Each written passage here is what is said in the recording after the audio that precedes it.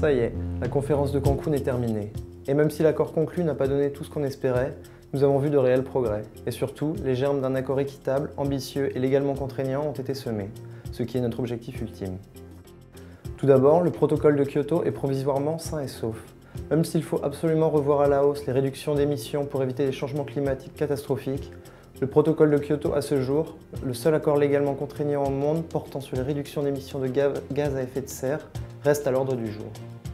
La confiance a également été rétablie entre les pays riches et les pays pauvres.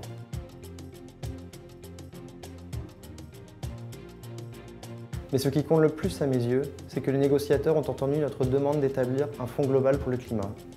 Ce fonds doit fournir aux populations les plus pauvres du monde un appui vital pour combattre les effets du changement climatique. S'il reste beaucoup de travail à réaliser pour s'assurer que le fonds soit équitable et soutienne bel et bien les plus vulnérables, le fait qu'il y ait eu un accord sur la création de ce fonds est en soi un grand pas en avant. Ces avancées n'auraient pas été possibles si des gens du monde entier ne s'étaient pas unis pour exiger que les décideurs agissent. Cette année, plus d'un demi-million de personnes se sont jointes à Oxfam pour demander des mesures urgentes sur le climat et l'établissement d'un fonds équitable.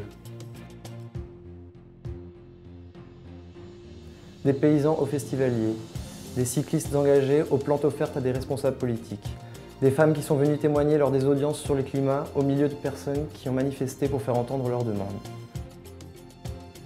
C'est grâce à cette campagne commune que notre voix a été entendue à Cancun, et c'est grâce à cette campagne commune que nous avons semé les germes d'un accord mondial pour le climat.